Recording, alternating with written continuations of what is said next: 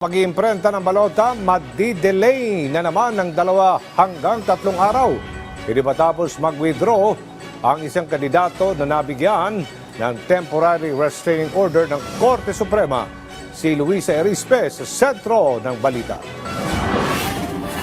Sa ikatlong pagkakataon, naunsyami na naman ang pag-iimprenta ulit ng mga balota para sa 2025 national at local elections. Sa pagkakataong ito, hindi man dahil may bagong temporary restraining order ang Korte Suprema at nagpapadagdag ng pangalan ng kandidato.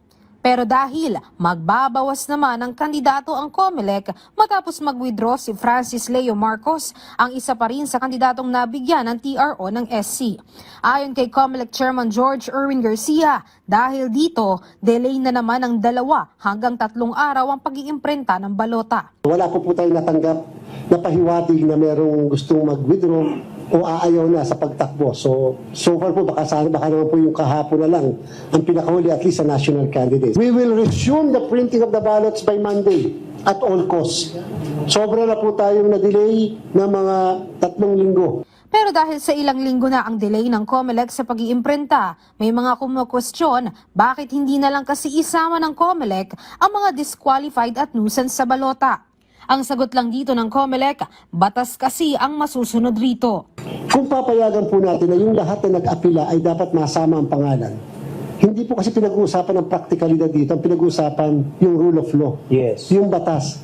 Kung hindi namin tatanggalin, ba't pa kami nagdesisyon? Wala pong kwenta yung desisyon namin pala. Bukod naman sa tanong na bakit hindi isama ang mga nuisance at disqualified candidates, may mga sumisilip na rin na baka may mali kasi talaga sa pagdunumero ng mga kandidato sa naunang naiimprentang balota. Tulad ng numero umano ni re-election ni Senator Bong Revilla na pumasok sa number 11 at naging apelido niya ang screen name na Bong imbis na Revilla. Sabi lang ng COMELEC dito, matagal ng desisyon ito ng korte at hindi na ito bagong bagay dahil tulad ng tumakbo siya ng 2019, ginamit na niyang apelido ang Bong sa balota.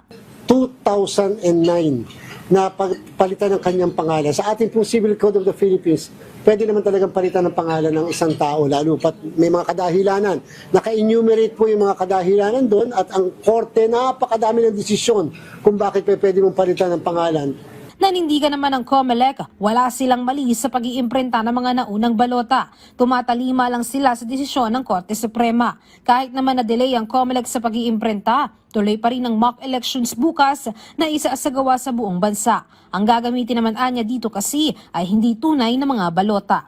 Luisa Erispe para sa Pambansang TV sa Bagong Pilipinas.